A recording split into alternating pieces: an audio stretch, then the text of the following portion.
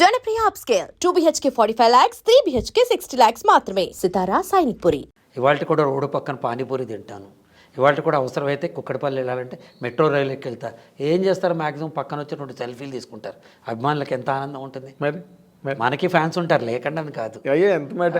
ఇప్పుడు మీరు I tell you one thing, మీరు సినిమాల్లో చేయలేదన్న ఒక్క మాట మాత్రమే కానీ వరల్డ్ ఆఫ్ ఆడియన్స్కి మీరు ఎప్పుడు దూరంగా లేరు. అంటే ఆఫ్ లైట్ కొన్ని మంచి క్యారెక్టర్స్ చేశాను సార్ నేను సినిమాలో కూడా. మనమంతాలో చేశాను నేను. దాని తర్వాత గోడ మీద గోపి గోడ మీద పిల్లల్లో చేశాను. దాని తర్వాత ఆఫ్ కోర్స్ F2, F3 ఈ మధ్య చాలా సినిమాలు పెద్ద మైల్ స్టోన్ హిట్స్ అవి. అదే అదృష్టం అనిల్ రాయపూడి గారు. అది అసలు అది ఎలా మీ ఇద్దరికి ఎలా కనెక్ట్ అయ్యారండి? ఒక చరణ్ అన్న ఒక అమ్మాయి ఉండేదండి. ఆ అమ్మాయి నా ఫ్రెండ్, అనిల్ కూడా ఫ్రెండ్. ఇది ఎప్పుడు రాజాది గ్రేట్ కంటే ముందర. ఓకే, నేను రాజా సుప్రీము పటాసు చూసిన తర్వాత ఆ అమ్మాయితో ఎప్పుడు నాతో మాట్లాడుతుంటే అమ్మాయి అసిస్టెంట్ డైరెక్టర్గా చేస్తుంది ఇప్పుడు కూడా. అమ్మ అనిల్ రాయపూడి మంచి టేస్ట్ ఉన్న డైరెక్టర్, బాగా చేస్తున్నాడంటే నెక్స్ట్ డే ఫోన్ చేసి ఆయన మిమ్మల్ని కలుస్తున్నారు, కాఫీ షాప్లో కలుద్దాం అన్నారు. ఓకే అన్న. ఇలా మన ఇద్దరం మాట్లాడుకున్నాడు. అక్కడి నుంచి ఫ్రెండ్స్ అయిపోయాం. రాజాది గ్రేట్ అప్పుడు ఇప్పుడు డిస్కషన్స్, ఫ్రెండ్స్. జంజాల గారు అంటే వీరాభిమానం, కబుర్లు. జంజాల గారికి విపరీతం, అతనికి చాలా ఇష్టం జంజాల గారు. నన్ను ఓ రోజున నేను ఇక్కడ ఆవాస హోటల్లో ఉన్నాను, కలుద్దాం వస్తారంటే వస్తాను. హ్యాపీ మ్యారీడ్ లైఫ్ అని ఒక ట్రైనింగ్ ప్రోగ్రామ్ చేస్తాను నేను, నా భార్య. ఓకే, భార్యాభర్తలు ఎలా ఉండాలి, చిన్న చిన్న విషయాలు ఎలా సర్దుకోవాలి, ఇలా వాటి మీద అసలు ఇండియా మొత్తం మీద చేసే మీ ఇద్దరమే. అవునా? ఓకే. జనం 6 నెలలు కూడా వెయిట్ చేస్తారు మా డేట్ కోసం, అంత పాపులర్ మేము అందులో అనమాట. ఓకే. సో అది అనిల్కి తెలుసు కాబట్టి భార్యాభర్తలు ఇద్దరి మధ్య మీద రిలేషన్షిప్ మీద F2 తీస్తున్నాను, మీరు కొంచెం ఇన్పుట్స్ ఇవ్వండి అంటే నేను నాకు తెలిసిన విషయాలు చెప్పడం, అతనికి కావాల్సినవి తీసుకోవడం జరిగింది. అయిపోయిన తర్వాత ఇందులో మీరు తమన్నా ఫాదర్ క్యారెక్టర్ ఇస్తున్నారు అన్నాడు. నాకు ఆనందం వేసింది. ఎందుకంటే ఇంత పెద్ద స్టార్డము, మంచి పిక్చరు, ఇన్ని రోజుల తర్వాత తిరిగి బ్రేక్ వస్తుంది అని అనుకున్నాను. అనుకోగానే కానీ మీకు ఇందులో ఒకటే డైలాగ్ ఉంటుంది అన్నాడు. నేను అన్న ఒకటే డైలాగ్ ఉంటుందా అన్న అంటే ఒకటే డైలాగ్ పదే ఉంటుందండి అన్న. మీరు అంటే నేను వెంటనే కథ చెప్పాడు. కథ చెప్పినప్పుడు నేను అన్న వద్దండి, ఎన్పెక్ట్ వేషం అయితే కామెడీ వేషం అయిపోతుంది, నా ఇమేజ్ ఇప్పటిదాకా అంటే ప్రేక్షకుల దృష్టిలో సీరియస్నెస్. అందులో టెలివిజన్లో నేను వేసిన క్యారెక్టర్ మామూలు క్యారెక్టర్ లేదండి. చాణిక్య లాంటి క్యారెక్టర్స్ వేస్తే నాకు 6 నందులు ఒకే సీరియల్కి వచ్చినాయి. అట్లా నేను నాకు ఇష్టమైన క్యారెక్టర్లు వేసుకున్నా టెలివిజన్లో అని అంటే ఆయన భలే చెప్పాడండి. అందులో నేను పర్సనాలిటీ డెవలప్మెంట్ ట్రైనర్గా వెళ్తాను. ఏ కాలేజీలో కలంగానే అని ఎవడైనా అరిచాడంటే హస్బెండ్గా అంటే కామెడీ అయిపోతే నేను భయపడ్డాను. అవును, ఎంత బాగా చెప్పాడంటే నాకంటే కుర్రాడైనా దండం పెట్టాలనిపించింది నాకు. అతను పెళ్ళైన కొత్తలో 25 ఏళ్ల వరకు భర్త ఏం చెప్తే భార్య మాట వింటుందండి. 25 ఏళ్ళ తర్వాత ఏజ్ అంటేనే చూడండి, భార్య అని చెప్తే భర్త మాట వింటాడు. నాకు కమెడియనే కావాలంటే కమెడియన్ పెట్టుకునేవాడిని, నాకు కమెడియన్ వద్దు, మీలాగా విద్వత్ ఉన్నవాడు, సంస్కారం పర్సనాలిటీ ఉన్నవాళ్ళు అయితే మిమ్మల్ని చూసి అందరూ ఐడెంటిఫై అవుతారు అన్నాడు. ఎగ్జాక్ట్గా అదే జరిగింది సార్. అవును అదే దట్ నెవర్ లుక్డ్ కామెడీ. అసలు ప్రతివాడు వాళ్ళని వాళ్ళు ఐడెంటిఫై చేసుకున్నారు. అసలు ఈరోజు అంతేగా నన్ను ఫ్యామిలీ ఉండదు. ఎస్, అసలు మా ఎంత పాపులర్ అయిందంటే ఆ మాట అసలు in all the sections of the society, ఆ యూత్ కావచ్చు, ఫ్యామిలీస్ కావచ్చు, మాస్ కావచ్చు, ఎవరైనా కావచ్చు, ఆ మాటలాగా తుక్కుపోయిందండి అందరికీ. అంటే కట్టసి అతనిదే విజను, అతనిదే అది. కోర్స్ యాక్షన్, ఎక్స్ప్రెషన్ మంది ఉంటాయి, బట్ సంధానకర్త మాత్రం అతనే. అదే చెక్కిన శిల్పి తను కదా. తర్వాత F3లో క్లైమాక్స్లో ఫైట్ పెట్టడం అనేది అది ఒక పెద్ద సెన్సేషన్ అయిపోయింది అసలు. రోజుకొక్కడైనా నాకు ఫైట్ సీన్ ఎక్కడి నుంచో తీసి నాకు పంపిస్తూ ఉంటారు. సార్ ఏం కొట్టారు సార్ అంటారు. అదృష్టం అంతే. సో సినిమాలు మానేయటం అనేది జరగలేదు సార్. సినిమాలు కొంచెం ప్యాసివ్గా ఉండి టెలివిజన్ యాక్టివ్గా ఉండేది నాకు. మధ్యలో ఈ పర్సనాలిటీ నేను మధ్యలో ఒక పాయింట్ దగ్గర కట్ అయిపోయింది మాట్లాడుతూ. జంజాల్ గారు మిమ్మల్ని మద్రాసులో ఉండమని చెప్పారు, మీరేమో ఉండలేని పరిస్థితి. జంజాల్ గారికి చెప్పారా మాట మీరు? నేను చెప్పానండి. చెప్పి నేను CA చదవాలనుకుంటున్నాను, చదివిన తర్వాత వస్తా అంటే ఆయన ఎప్పుడు నన్ను ఒక కొడుకులా చూశారు. ఆయన నీ ఏడుపు నువ్వు ఏడు అన్నారు. ఆయనకు నచ్చలేదు నేను రావటం. అంటే ఎందుకు నచ్చలేదో కూడా చెప్తాను. ఆయనకి తెలుసు. వాళ్ళ ఇంట్లో అండి ముద్దమందారం కంటే ముందర ఒక 6 నెలల పాటు నేను ఉన్నానండి. ఎందుకున్నానంటే హీరోయిన్ సెట్ కాల, ఇద్దరు బాగుంటారని అక్కడ car driving, swimming, dancing, horse riding ఇవన్నీ నేర్పించారు. వాళ్ళు ఇంట్లో పెట్టుకున్నాను. హోటల్లో ఇంట్లో పెట్టుకున్నా. మా మేనమా ఫ్రెండ్ అయినా ఇంట్లో పెట్టుకుని తనును రాణి గారు అంటే మా ఆంటీ, ఆవిడ నాకంటే 4-5 ఏళ్ళ పెద్ద అయినా నాకు తల్లితో సమానం. ఆవిడ వాళ్ళ ఇంట్లో పెట్టుకుని భోజనం పెట్టి వాళ్ళిద్దరి మధ్యలో పడుకోబెట్టుకుని ఒక చిన్న పిల్లాన్ని ట్రీట్ చేసినట్టు, నువ్వు బయటికి వెళ్తుంటే నా జేబులో 100 రూపాయలు పెట్టి నువ్వు ఐస్ క్రీమ్ తినరా అనేవారు. సో ఆఫ్టర్ మై ఫాదర్ ఈ జీవితం ఎవరికైనా నేను డెడికేట్ చేస్తే జంజాల్ గారికి చేస్తాను సార్. డౌట్ ఉంది, అందులో డౌట్ లేదు. నేను 3 సినిమాలు వేసి ఉండొచ్చు ఆయన దగ్గర. ముద్దమందారు, 4 స్తంభాలట, 2 జడ సీత, 3 ల్యాండ్ మార్క్సే కదా. Land marks. మరి తర్వాత నేను ఒక టెలిఫిలిం తీస్తే ఆయన డైరెక్ట్ చేశారండి.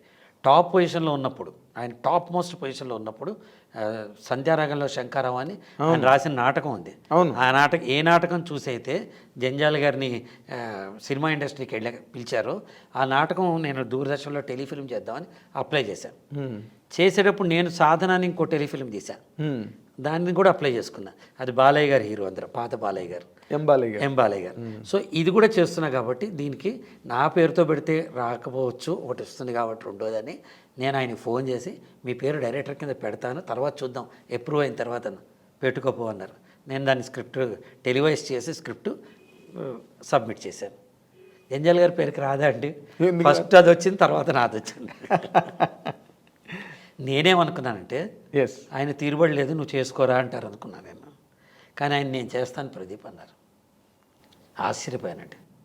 సినిమా ఇండస్ట్రీలో టాప్ మోస్ట్ పొజిషన్లో ఉండి చంటబ్బాయిలు అవన్నీ తీసిన తర్వాత టాప్ మోస్ట్ పొజిషన్లో ఉండి నా టెలిఫిల్మ్ చేయడానికి వస్తారు. సరే, నరేష్, వేలు, బ్రహ్మానందం, కోట శ్రీనివాసరావు వీళ్ళందరూ ఆర్టిస్టులు. అపార్ట్ ఫ్రమ్ మెయిన్ స్టార్ స్రవంతి, ప్రజ్ఞ వీళ్ళందరూ ఆర్టిస్టు పెట్టి ఆయన టెలిఫిల్మ్ డైరెక్ట్ చేశారు. సో నేను చెప్పేది ఏంటంటే జంజాల్ గారు అవకాశాలు ఇస్తా అని చెప్పారు, చెన్నైలో ఉండమని చెప్పారు. పైగా భారతీరాజా విశ్వనాథ్ గారు ఇంతమంది కూడా అసలు భారతీరాజా గారు సీతాకోచిలక మొదలెట్టే ముందర జంజాల్ గారిని మీ హీరోని నాకు ఇయ్యి, అప్పుడు రాధ ఉండే తమిళ్ వర్షన్ ఫస్ట్ తీశారు వాళ్ళు. అవును, మా హీరోయిన్ నీకు ఇస్తాను, 2 సినిమాలు ఒకటే జంటను పెడదాం, 6 నెలల తేడాతో రిలీజ్ చేసుకుందాం కావాల్సి వస్తే అని అన్నారు. ఈయన నా హీరోని ఎవరికి ఇయ్యను అన్నారు జంజాల్ గారు. హి was so confident about me. అవును అవును. ఎందుకంటే ఈ సినిమా తీయడానికి 5 ఏళ్ల ముందర జరిగిన ఒక ఇన్సిడెంట్ చెప్తాను మీకు.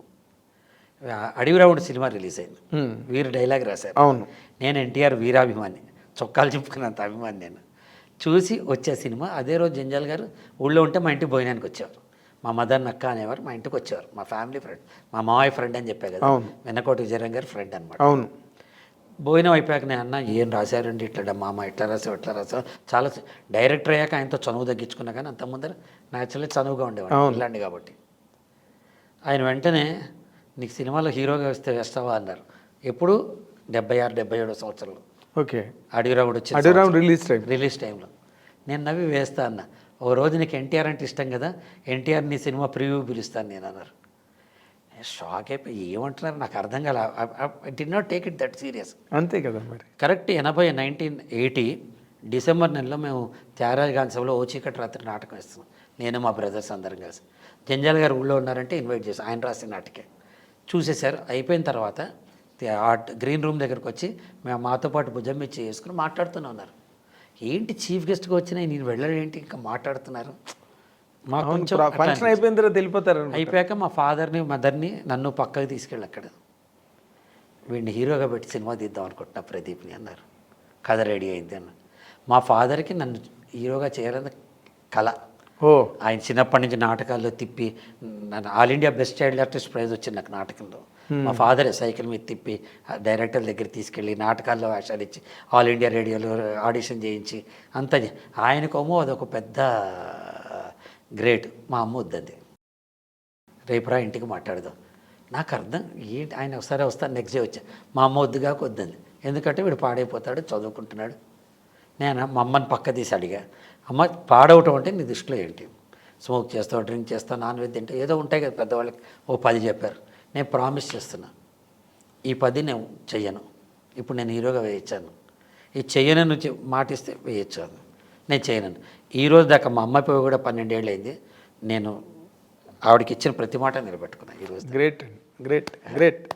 You're a good, not only you are a good actor, you are also good son. Yes sir, yes. అంటే ఎందుకు చెప్తున్నానంటే మంచి చెడు ప్రతి ఫీల్డ్లో ఉంటాయి సార్. సినిమా ఇండస్ట్రీ అనగానే మనం అంతా ఏదో చెడ్డవాళ్ళు అయినట్టు, మనకి సప్త వ్యసనాలు ఉన్నట్టు, బాటిల్ పట్టుకుని ఇట్లా తాగుతున్నట్టు అనక మంచి చెడు ఎక్కడ లేదండి, అన్ని చోట్ల అన్ని చెట్లు. అది మనలో ఉంటుందని నేను తర్వాత రియలైజ్ అయ్యాను నేను. Exactly there is so no doubt. Coming back again, నాకు బోల్డ్ అయిన ఆపర్చునిటీస్ వచ్చాయి. కానీ నేను ఎన్ని ఫిల్మ్స్ చేశానంటే, ఎంత చేశానంటే, ఈ లోపల ఓ పెద్ద దెబ్బ తగిలింది ఫస్ట్ నాకు 1992 సంవత్సరంలో. నేను ఇందా చెప్పా కదా, గ్రీన్ మ్యాట్ స్టూడియో పెట్టాను. 30 లక్షలు పెట్టి లో బ్యాండ్ ఎక్విప్మెంట్తో గ్రీన్ మ్యాట్ స్టూడియో పెట్టాను. ఆ రోజుల్లో 92లో 30 lakhs అంటే ఇప్పుడు 3 కోట్ల, కనీసం 3-4 కోట్లు. వెరీ హ్యూజ్ ఫండ్ అండి. Very use fund. అన్ఫార్చునేట్లీ 2 ఏళ్ళు దూరదర్శన్లో కేసుల వల్ల దానికి ఒక్కటి కూడా ఎక్కువ వర్క్ రాలేదు. ఏదో మెయింటెనెన్స్ చేసుకుంటూ వచ్చాం. బ్యాంకుల్లో తీసుకున్న అప్పులు ఇవి అవి పెరిగిపోతూ వచ్చినాయి. ఈ టైంలో పిడుగు లాంటి వార్త, దూరదర్శన్ కొత్త సీరియల్ అప్రూవ్ చేసిన, నావే 6 సీరియల్స్ అప్రూవ్ అయినాయి. కానీ నేను తీసుకున్న ఎక్విప్మెంట్ లో బ్యాండ్ అని ఉండేది, అది వాడకూడదు, హై బ్యాండ్ ఎక్విప్మెంట్ వాడాలి అని. అమ్మా, కళ్ళ ముందు పేక మేడ కూలినట్టు నా జీవితం కూలిపోయింది. ఈ టైంలో ఆ 30 లక్షలు నేను ఎట్టా తీరుస్తాను నాకు ఉంటుందా? సినిమాలకు వెళ్ళి అక్కడ ఇచ్చే 5,000, 10,000 కోసం వేషాలు వేయాలి ఉంటుందా? న్యాచురల్లీ యాజ్ అన్ ఎంటర్ప్రెన్యూర్ ఇక్కడ నాకు డిమాండ్ ఉన్న చోట ఈ వ్యాపారంలో ఉంటేనే నేను అది తీర్చగలను.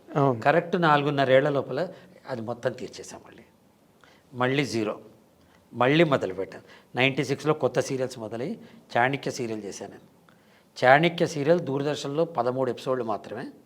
నా లైఫ్లో ఇవాళ కూడా the best character I played is Chanakya. నేనే డైరెక్టర్, నేనే ప్రొడ్యూసర్.